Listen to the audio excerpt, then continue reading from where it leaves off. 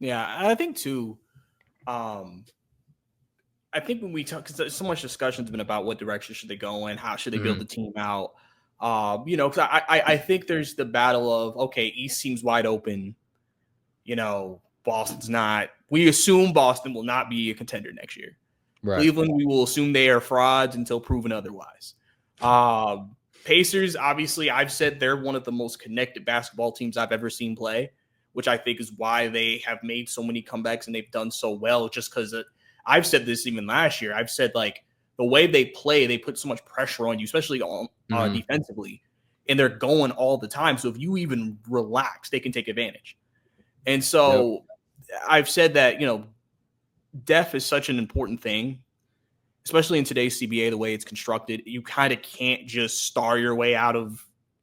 You can't just say stars, and that's good enough. You kind of Mhm. have to build it out. So I think it's interesting because I know Caris LeVert has been the big re-signing that we could make.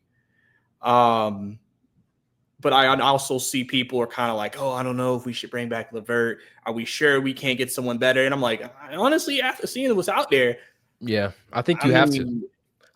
mean, and I just look at the fact that he can create, Mhm. he can handle the ball. Like Mhm. literally at the end of games, they were able to play Trae off ball a few games because LeVert. Yep. If LeVert got it going, you can play Yep. Trae off ball. And like Yep. I think that's such an effective and needed thing they need because I want your thoughts on this. I've said that obviously Risacher is entering his second year, but I've made a legitimate argument. There's a chance Risacher still won't be finishing a ton of games just because it's going to depend on the night. Like Yep. you pretty much know Trae, Jalen, probably Okonkwo, and Dice are finishing games. If LeVert got it going, I mean, I would understand Quinn going with him just because of the ability to create. Obviously, when he gets hot, he can get hot. Whereas Zach, I think he has to kind of show if he can be more reliable in the situations. Like, do you kind of agree with that assessment? Yeah, I think that makes sense. I think it also makes me think about how important it is to get those reps early. And I Mm, wonder if, to an extent, long term, the Hawks did him a disservice. And I don't think it's a bad, like, again, completely defensible. And I understand why Quinn did it. But it's like, it's so important to have those reps. And if you mm, don't give him the opportunity to fail, then it's like, I don't know when he's going to get the ability to actually create for himself in the games or drive closeouts effectively and efficiently. And mm. practices obviously can do a lot, but he has to have the opportunity to do it in the game. So I think it's not much of a concern for me because I think his off ball movement in the shooting will be enough. But I Mm. do wonder like how much his ceiling has sort of been capped because of the way that he was using his first year. And it makes me think about guys in this draft class too. Like I think Dylan Harper is an example of someone who could see a negative, or like to an extent Cooper Flag too. But like those guys they could be going to teams where they're not going to have a ton of on-ball usage. And I think that's why it took Tatum so long to become like a reliable decision maker because he was playing next to Kyrie for a long time. He's playing with Jaylen Brown, Gordon Hayward, Marcus Smart, other ball handlers, and it wasn't ran through him. And I Mm. think I don't know. Maybe that could happen to Risacher. And I'm not saying he's going to be Tatum, but more so like the longer developmental path because it's not easy to make those reads and you have to see it thousands of times. I don't know. It's just something that I thought about when you asked me that. But I think it makes sense for sure. I just think about like what does that mean for him long term? Yeah. And because he wasn't asked to do that in France either. And so it's like I don't know. Regardless, I think you have to get Caris LeVert back because to your point, you want to bet on these guys to become better ball handlers and creators. We know what Caris LeVert is. We saw what he did in those 28 games or so. And the Hawks would not have closed the year the way they did as a much better shooting team, much better offensive team without Mm. his presence. And it would be really hard to replace that. I think the price is where it gets interesting.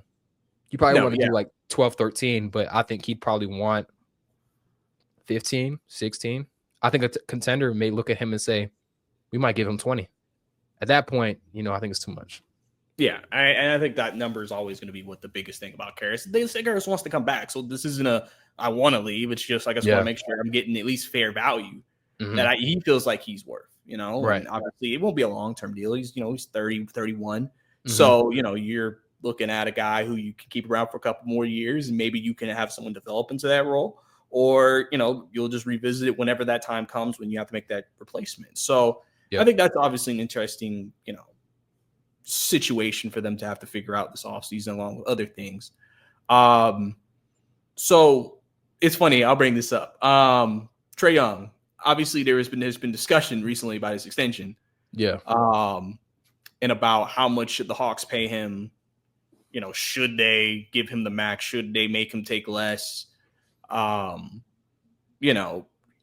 Zach Lowe the other day was kind of like, if they have him going down, I mean, realistically, I like him with the team and I like where they could go. And he's like, next year I could see them being up 2-1 in a second round series, maybe. What do you think of just the Trae situation? Because it feels like he wants to be here. I mean, usually I always say stars, they give indications. And also usually teams that stars want out, they're trending down. Hawks seem like they're trending up. Mm-hmm. So what do you think about that whole Trae Young extension situation? I don't think you start with the max, but realistically, he's going to mean more to us than anyone else. Mm-hmm. And I think he knows that. And I think the rest of the league knows that too. Like if you have to come up with like a trade team for Trae, it's going to be tough to find someone who, one, has the need, and two, has like the roster construction that would be better for him. Because if we don't extend him now, he could decline his player option this following season and become an unrestricted free agent. And if he does that, he could make more money than if he takes a discount. But will it be for a team that has as forgiving of a infrastructure, or it has been crafted particularly for his sort of weaknesses, but also his strengths? And I think that's where I would start. I'd say, look, we have Dyson, we have Jalen, we have Zach.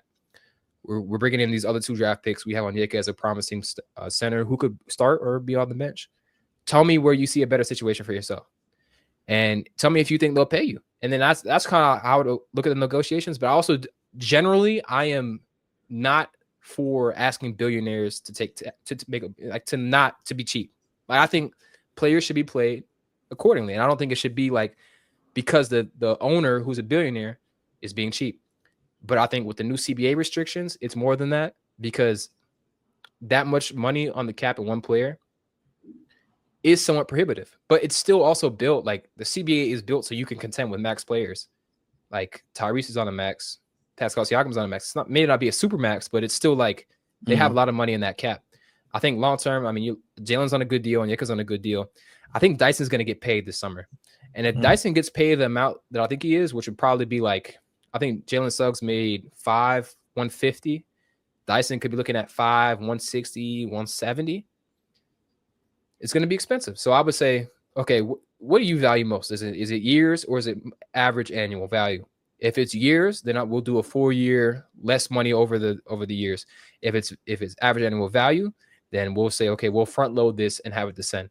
That's how I would approach it. I think it's tough to say like you just won't max him, because I don't think Trae's the type to like hear that and then bolt. But I also think it's like he knows his value to this team too. He carried such an offensive load. There's no way you could trade him and get back an offensive player or even a collection of offensive players that could replicate his value to any extent.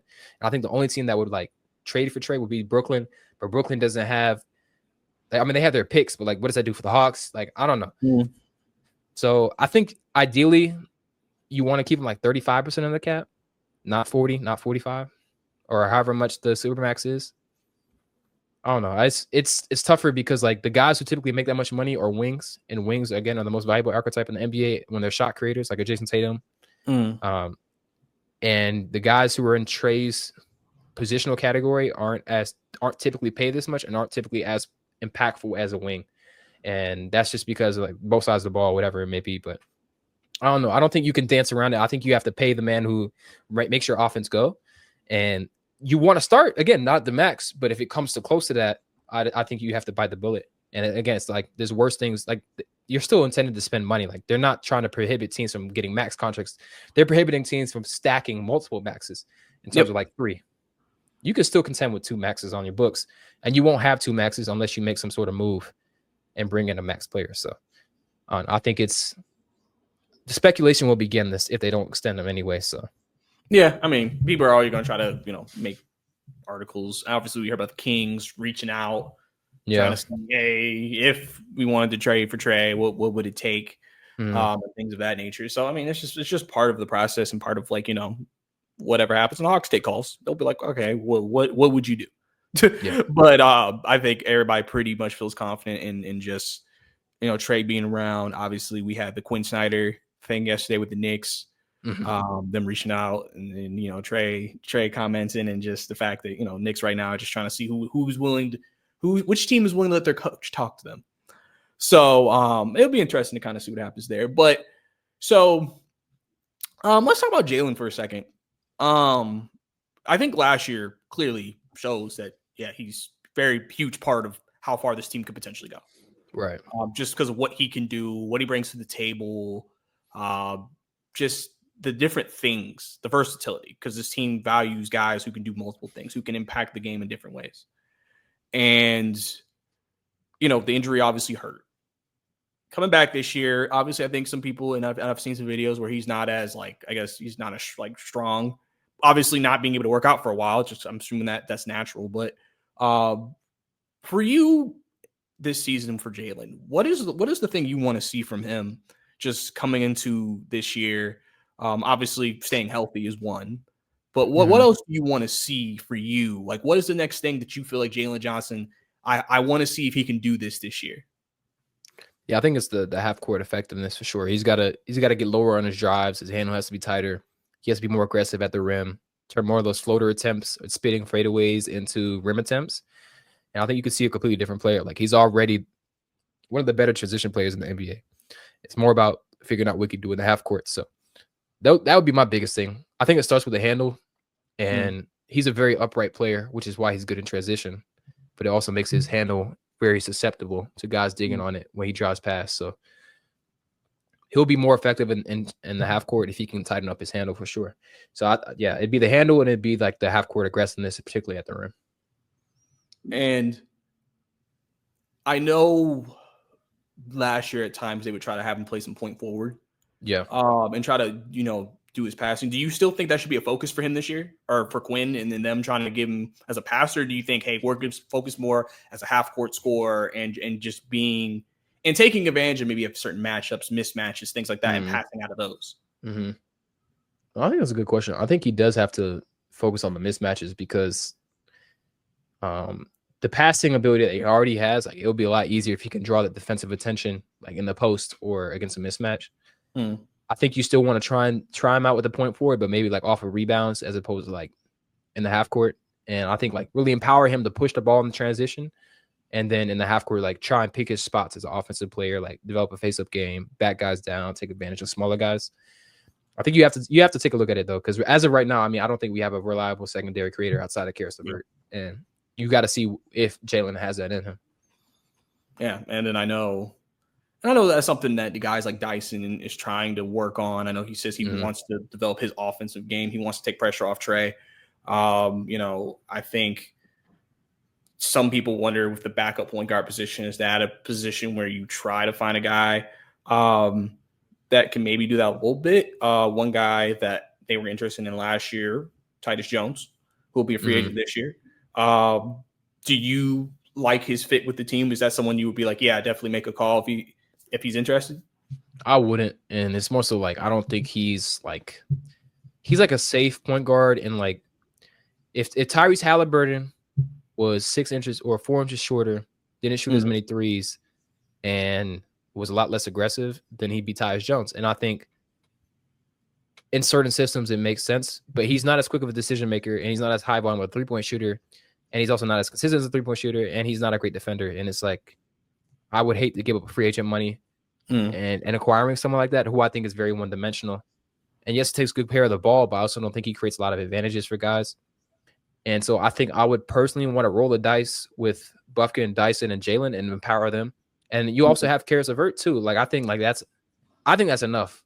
Like, in the most recent episode I did, pointed out that for a stretch of about 7 games with Kobe Bufkin, they won the backup point guard minutes with just Kobe on the floor. Tiny sample size. Of course, we have no idea what Kobe can be in the NBA context. He just I think he's played 29 games. But I think if you squint, you see a framework with him, Dyson, Jalen, and Caris, at least 2 of those 4 guys, if not 3, on the floor when Trae's off the floor. I think you can survive. And, obviously you'd want to dominate every facet of the game, but it's a reality for every NBA team. You're going to be worse with your best player off the floor. Same thing for the Thunder, Denver, Indiana. Like you just have to find a different way to win those minutes. And I think the way the Hawks can do it is by committee. And I don't think using that free agent money on Tyus Jones is the best use, quite personally. But again, I understand why people will look at that. Yeah, man. I think it's one of those things where, like I said, you just try to find somebody who fits what you're trying to do, and can continue to, because every player you bring in, you want to have a very specific role for them. Let them understand, hey, if you do this, this is how this is going to help us win. This is how it's going to help us be better as a team. And if they don't feel like that's the case, then I get them not doing it. So I will ask you this though. So obviously we see the Pacers in the finals right now. Some people feel like the rosters, especially maybe you look at the starting lineups, they're not, in terms of player archetypes, it's not insanely, I guess, as far apart as it seems maybe. There's some similarities. You have the dynamic point guard. You have the Jalen really good for, Siakam really good for. Obviously, Turner and Yak are not the same player, and that's this whole different argument. Andrew Nembhard, Dyson Daniels, just people feel like, I've always said that I feel like if Quinn Snyder had his vision of how the Hawks would play, it would be similar to how Indiana plays, because he's always talked about, what did he say? He said the three things he wants from his players: shoot, pass, drive, quick decisions. That's what he wants, because that will keep people off their toes. Defense can't get set because they're like, quick decisions keeps you rotating. What do you think is the biggest things that maybe the Hawks can look at and take away from Indiana and the run they've had? Because right now that seems to be the team to beat in the Eastern Conference. Yeah.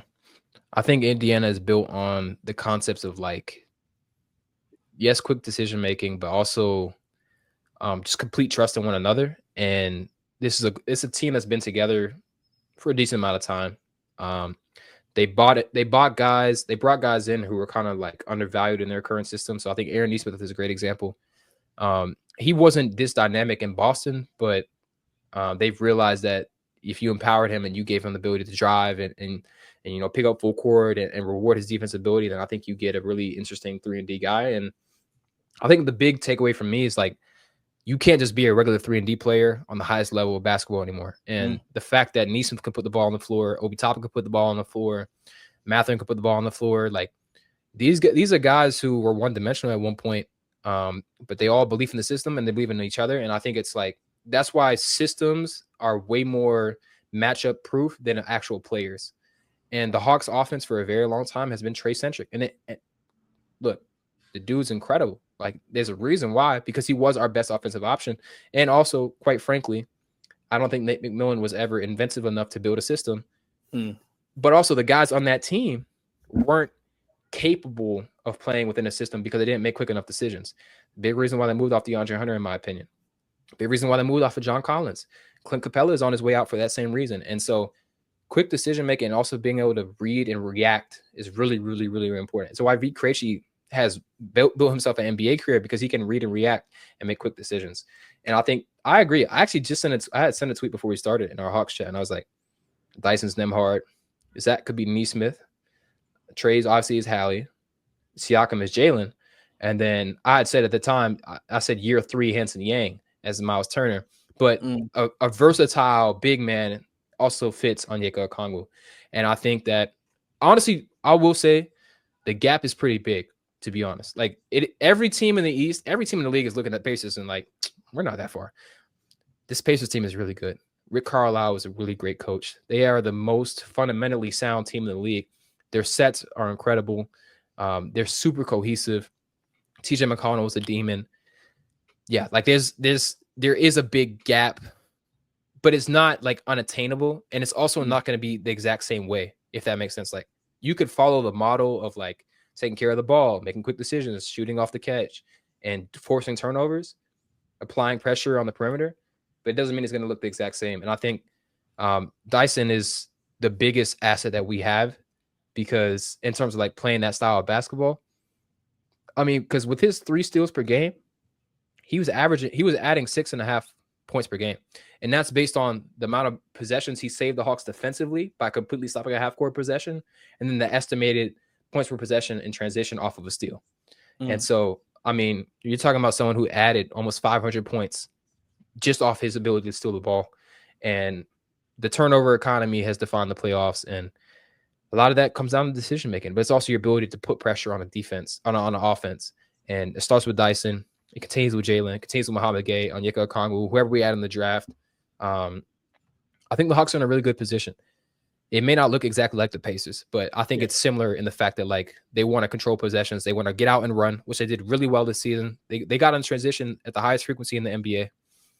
The effectiveness scoring in transition wasn't exactly there, but you missed Jalen Johnson. He only played 36 games. So I don't know, man. It's a good time to be a Hawks fan, even if it is a little bit frustrating to see a team that we felt like was beneath us at that time that we made that Eastern Conference Finals run, to see them now be in the finals. I can understand and be like, I felt the same way. I'm like, man, these guys aren't that good. And they continue to prove over and over again that they are that good. And at some point you have to respect it. And I guess that's where I am right now. But it sounds like to me, Barry, we need the Indiana Pacers Atlanta Hawks playoff series. This is what I'm hearing. Maybe next year. So we can. I don't even know if I want to see them anymore. I don't even know if I want to see them, man. I'll be honest. Well, it's funny because I said like I was thinking like what's like the all-time like Hawks playoff run where like we're beating certain teams that would like it would just mean the most to beat these teams to get to the finals. And I was like, so clearly Knicks are going to be in there just because. Yeah. Probably right now Pacers because of the Trae Halliburton arguments. And then I was kind of thinking third. I was like, I mean, I guess the only team really is just because they've given this team so much trouble before. I think in the playoffs, maybe even though they're not in great shape either, Miami, right? Just because they beat you last year, and then obviously they're the reason why you traded for DeJounte Murray to begin with.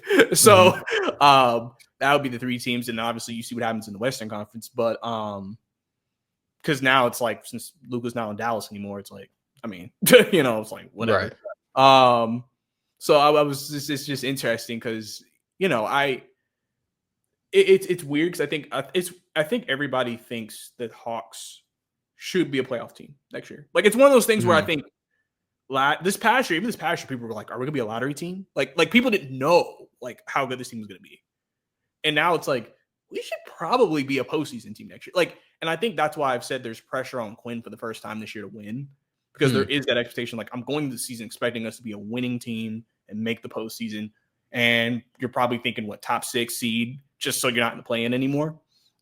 So, it's one of those things where I think if you're a Hawks fan, there's optimism, but there's also a bit of like, hope we stay healthy. Like, I hope, we reach that level that we think we should be. Because I always tell people about that stretch around the NBA Cup time where that was the one. Because I said the one thing the Hawks lost the ability to do was be able to win different types of games.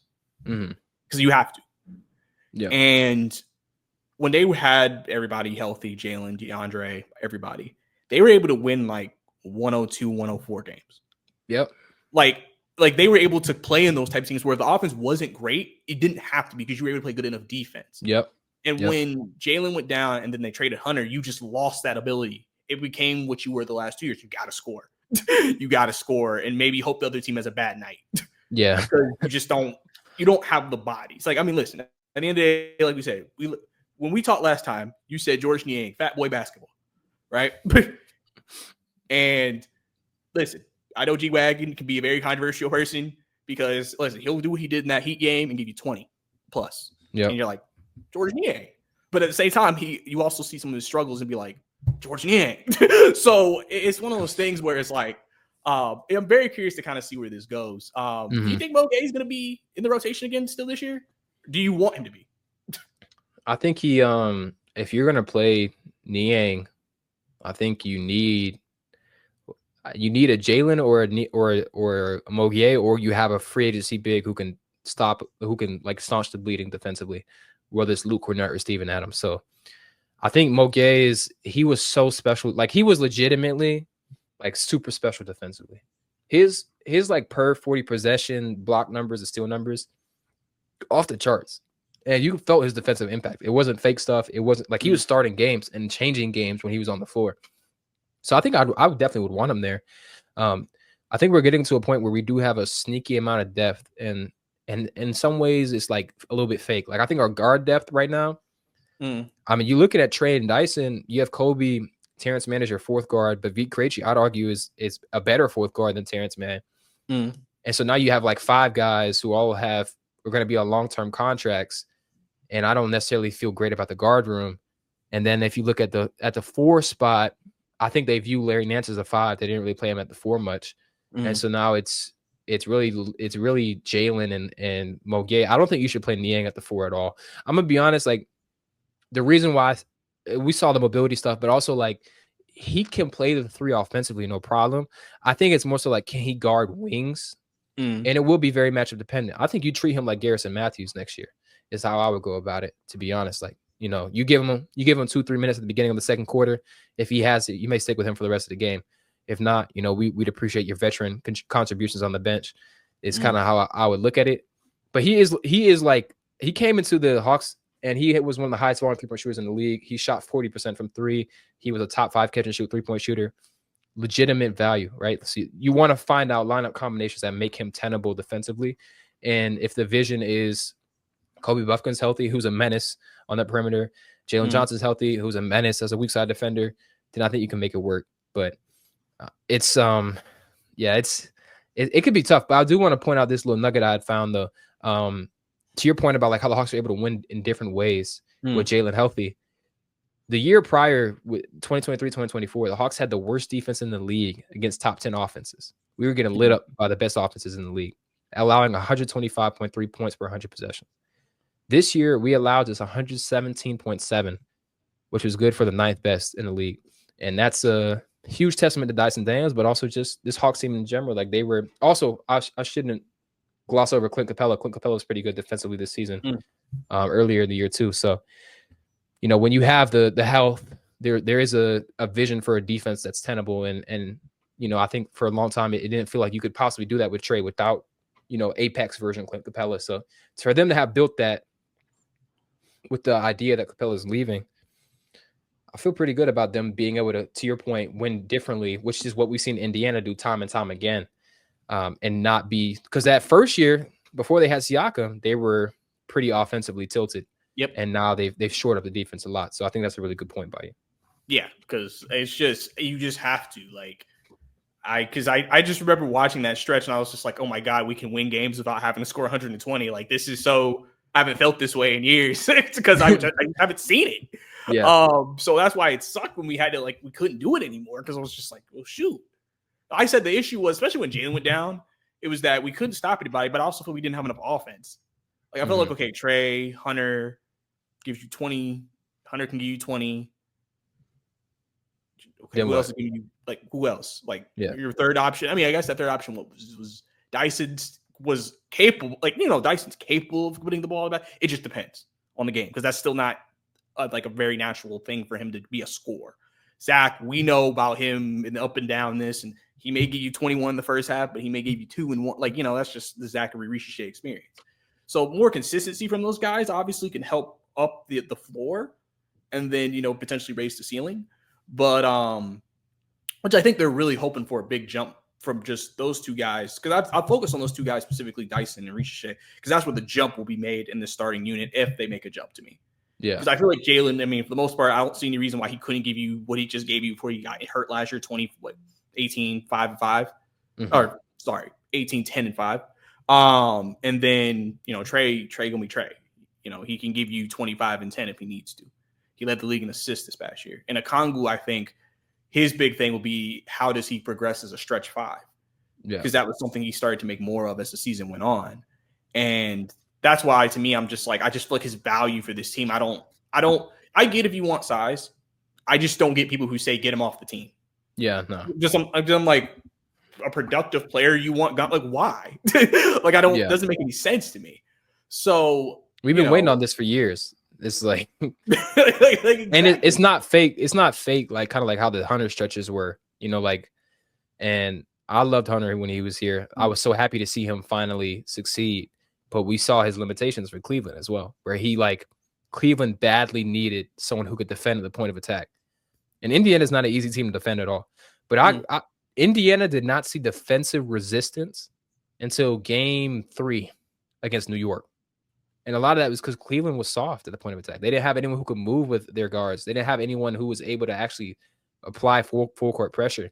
And that's some of DeAndre Hunter's limitations. And then we talk about the decision making. We talk about his own inconsistencies. Yeah, like I could take an inconsistency from a third-year guard who didn't have an offensive role in New Orleans. I can take inconsistency from Zach as a rookie. From Dre, it was kind of getting to the point where it's like, we need to know what we're getting from you, and you're not giving us enough defensive value. And ideally, you bring in like Risacher can come in and hopefully, I think his defense, honestly, like was really good for his age, and especially at the rim. And so it's like, what can he look like with even more weight added? Like he was drastically different by the end of the season for sure. Oh yeah, people have told me like beginning season Risacher to the end of the year, you saw him put on some weight. He was not the exact same guy. And sometimes during the season it's hard just because they talk about you burn so many calories because you're playing these games, flying. So you're trying to maintain, a lot of players trying to maintain weight. Yeah. And he was still able to just gain some. So it's always good right now. He's just able to kind of work on it and just focus in. It's not something he has to be like, well, shoot, now I got to burn all this, even though I know he's working out, but like, it's not the same way as an NBA game. Right. So, I have big expectations for him next year. I'm not saying I'm expecting to become some star player, but I'm just expecting him to be more consistent. I said Risacher becomes more consistent and he maybe give you what is 14, 15 fair consistently a game. And then the ability at times to give you a big game. I think he'd be happy with that. Yeah, so I'd have to agree with that. Yeah, so I mean, it really just depends. And like I said, since the draft this year is before, well, it's every year, is before free agency, it's like, it's different. Like in the NFL, you try to figure out, okay, who do we want to sign before we figure out, okay, who do we want to draft? NBA, you got to figure out who you want to draft and then say, okay, if we get this player, how does this change our free agency plans? And that's what really, I think, that's what happened this year when they took Zach. Like when they had I'm sure they had the Dyson deal lined up, and that's why they didn't take Castle. At least in my opinion, or even like someone like Reed Shepherd, because they're like, we have our backcourt pairing for Trae percolating down the line. So I do think they think about that, but it's also like you make your draft decisions based on what you think is available in the trade market. Like teams right now are trying to figure out what the trade market looks like so they can inform their draft decision making. And I think the Hawks should be readily available as like the team that like steps in as a third team to take on a contract. If you need to facilitate, like I think Devin Vassell has been a guy who's been floated around. And if you can get him in terms of like facilitating a Phoenix and San Antonio trade where you don't have to give up a pick, or maybe you send Phoenix, or maybe you swap with San Antonio and send like Terrence Mann or someone to Phoenix, I don't know, to make the salaries work, do it. I think they have a lot of, because it's really like us in Brooklyn that has like space to like dump contracts. So and I think the Hawks get creative, man. They could. Yeah, I mean Washington could too, because I've heard obviously they were talking about they might take Bradley Beal back. But it's funny because first you mentioned Terrence Mann 2-3 times in trade talk, so it sounds like to me, hey, Terrence Mann, what can we get for him? I would try. That man reposted the play from the Miami game. I try and post it like every 2 weeks so I can just remember that he did that, because when I think about the first couple of games of Terrence Mann, I was like, okay, I liked him when he was on the Clippers. Yeah. Like I thought, like it's a nice little third guard who could be a combo guy, can be a good point of attack defender. His CTE acts up a little bit, and then also if he was Ben Matherin's size, we're talking about a different player. But it's like. And he does have value as a driver. I thought he helped us a lot in that sort of department. But some of the shot selection, the inconsistency as a shooter, he wasn't as good as a defender as I expected either. He often was out of position, gave up stuff off ball. And it's really the contract. Like he's making a lot of money, and for a long time. He still has 3 years at 15, 18 mil. And I think if you can get off that contract, like that was like the worst part of the Bogey deal, besides like the sentimental factor. Obviously, Bogey, big Hawks legend. I think at the time I said I wasn't that big. I didn't really care that much about the deal basketball wise because of how bad Bogey had been. But at least we knew that was a bad stretch for him, as opposed to like Bogey just sucks now. And he eventually became, a helpful player for LA. even if he did shrink a little bit in the playoffs. But it was the fact that Bogey has one more year on his deal and Terrence Mann has 3. And so he will be on our books for the foreseeable future. The other issue is like, yes, we could try and facilitate a trade. I don't think he's a positive asset right now. And which means you might have to include draft capital, which I don't know if I would do at this point. Maybe next season, but. Well, yeah, I was saying before the season when they got the 22nd pick, I was like, I mean, maybe you could see if somebody wants Terrence Mann in 22 and see if somebody willing to budge on that. Like, yeah, I said Terrence Mann is such a weird player because, there's so many statistics where it's like when teams would make runs, he's on the floor. But then at the same time, when we would come back or make fake comebacks, he was also on the floor. So it was like he's such a wild variant of a player where he can help you a lot if he's good, like if he's playing well. Yeah. But then he also could just hurt you. His lows are definitely pretty low for sure. Like, because like for the most part of the season, I was like, okay, he's corner 3, okay. Yeah, he was fine. Yeah. You know what I'm saying? Like he's a good driver. Like I said, I hated the fact we finished at the 4 with him. I know the Clippers, I think, did that. And I think that's how they ended his Quinn Snyder's tenure in Utah. But I was like, the default to go small and he's the guy you're going small with was just kind of like, yeah.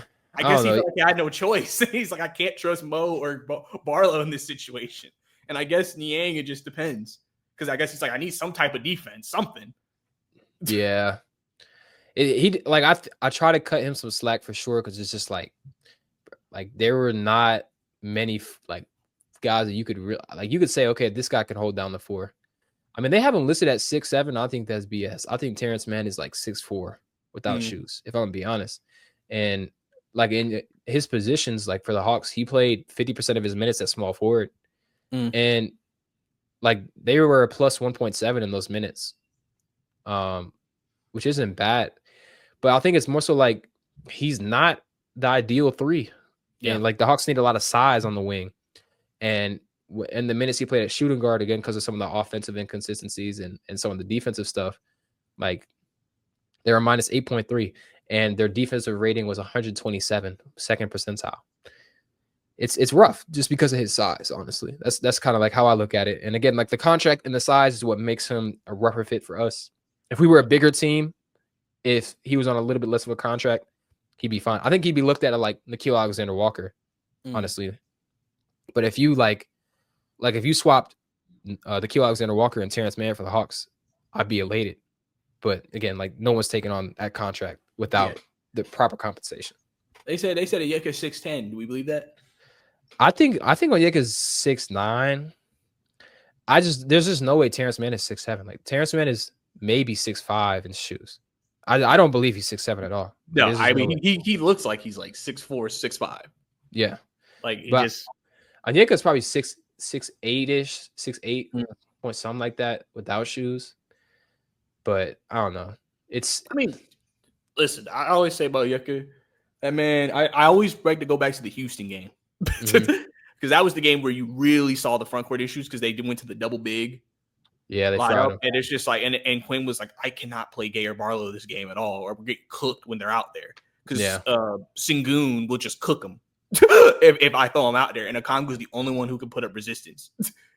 But I think Onyeka had like a double that game too. Like I don't think he had a bad game. And so sometimes I gotta remind people, like, I was like, brother, this man is out here by himself against 2 7-footers, giving you 20 and 10. At least he give you like, I'm just like, why are we mad? Like it just annoyed me seeing after the game when we get destroyed in the front court because we have no other bigs we can play, and they're like, oh, Onyeka. I'm like, like what? Why is this so directionally aimed? Yeah, like, I don't understand. He's an easy person to blame, but like I just checked, they have him at 6'8" in a quarter without shoes, so he is playing smaller than most centers. But I think he's been able to overcome that in a lot of games, like you point out with Houston. And it's like when he's bringing the offensive value as like a passer and a 3-point shooter and a great finisher at the basket, man. And also like what I think people forget, when Jalen's on the floor, Onyeka can switch on the guards a lot more freely. Yep. And that's where you really see him shine. Like in that first game, in the season opener against Brooklyn, he switched out to Cam Thomas and he just completely locked him up and took the ball away. He had multiple like 2K rip moments this season, just taking the ball away from ball handlers because his hands are really good. He moves his feet really well. I think you'll see the Hawks lean into some of that switchability more with Jalen healthy. And of course with Dyson on the team too. And with Zach on the weak side, like you just have the size and the length to like pull your center out and not have to worry about it because Jalen can clean up the glass and also protect the rim. So that's why I think you'll see his defensive impact pop a little bit more. Like even this season, he defended like some of the fewest shots in the league at the rim among centers, but that's by design. You know, like they're trying to get him on the perimeter and lean on their other versatile guys. So I don't know, man. Like I've been an Onyeka defender for a long time. I've wanted him to start for a long time. I think if he would have started last season, we would have seen this a little bit earlier too. Like he should have started it in 2024 season from the jump. And then maybe you could have moved Clint for positive value as opposed to like letting him walk for free. But those are decisions that you end up looking back on and like, you missed out on the opportunity. I'm just happy they finally did it. Yeah, I mean, too, with Onyeka, I think that it's funny because he mentioned this after the game. He was like, when you're coming off the bench, it's hard to sometimes get a feel for the game. And I think that showed in how he played. That's why I think there was so much inconsistency. Where I think as a starter, you saw more consistency because he was like, all right, I'm starting every game, so I can get a feel for this. And then you saw a consistent player from that. And so then you get that. Well, now you get a more solid player. So it's almost like if you think about the starting group next year, pretty much if Dyson does take a bit of a jump offensively and Zach does too, you're getting to a point where like, all right, everybody can kind of put the ball in the basket. Onyeka is someone who could sneakily get you 20 and 10. We know what Jalen can do. Obviously, he's continuing to try to, develop his half-court game. Zach, especially develops as a shooter. Because I think Brad told me, he was like, he said there's a difference if Risacher is a good shooter and then like a really good to elite shooter for him. Like being a good shooter, be a starter, be good. Comes elite shooter, okay. Now we're, maybe we can start talking a little bit higher of him just because of the way he plays. Obviously outside of the cutting and things like that. And even Dyson, if he can just, I said, especially when he would play point guard, when Trae would come off the floor, I feel like he was more aggressive as an attacker. Yeah. Because I feel like also mismatch wise, he's getting guarded by a point guard. And Dyson's a big guy. So he's like, oh, I can just attack this guy. Like in the Spurs games, I was like, I would want him to attack Chris Paul more. Because I'm like, brother, Chris Paul cannot guard you realistically. Yeah. He just can't guard a lot of people at this point. But, you have an advantage. And so, I think that's something like, listen, if he's able to pull up like a stop midi game, pick and pop, whatever, that would just add to him. And then just makes the offense more dynamic in the half court, especially because they really need it for the half court. Yeah. And then you kind of just hope guys like Caris LeVert and whoever else you bring in this offseason can kind of help with that. So, I mean, we're going to have to see, man. This team, like I said, there's optimism about where they could go. And I'm excited to see what this team can end up being, man. But obviously, I appreciate you, Brad, coming on for another episode. I feel like every time we do this, we have very long episodes, but it is what it is. We talking ball, so who cares? Let them know where to find you, David. For sure, man. Appreciate you, Bryce. And, I'm a little verbose. I apologize. No, you're good. You're good. I love the Hawks, love basketball. You know how I get. But D-Leaf43 all platforms. Cooking up some draft stuff. I think I want to talk about like some takeaways from the playoffs with the draft, talk about why I think Yang's was the best playmaker. And then I'll do like what I think every lottery team should pick. And then also like, of course, a Hawks focused video before the draft drops. And then I'll drop my full board pretty soon as well. But again, thank you for the opportunity and I hope you all enjoy it. Yes, sir. Yes, sir. Obviously, guys, if you enjoyed the episode for sure, just subscribe to the channel, like the video, leave a comment down below about anything we discussed. Follow me on X at Bryce_2K. Obviously keep up with David. He obviously puts out really great work. A guy who's becoming a more trusted name. He came on here, gave me wisdom. So I appreciate him for sure for doing that, man. Taking time out of his busy schedule, man. But like I said, guys, we're going to see what happens as we get closer to the draft. More rumors will come out. More things will happen. And we'll see what our Hawks do on draft night. But that's all for us, guys. That's David. I'm Bryce. See you next time.